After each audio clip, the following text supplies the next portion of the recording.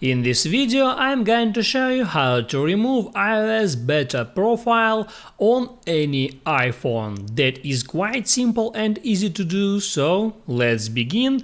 Now you see that I have iOS 16 beta software profile installed on my device, and now I get iOS 16 beta software updates before other users because I got this beta profile. And now if you got the same kind of profile and you want to remove them, all you have to do is go into your settings, there select General, next scroll down for a bit and tap Add VPN and Device Management.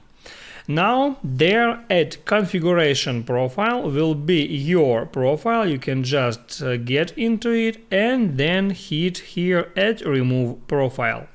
Then enter your passcode and finally hit add remove to completely remove your beta profile from your iPhone. That's how it works. If this video helped you out, don't forget to like and subscribe.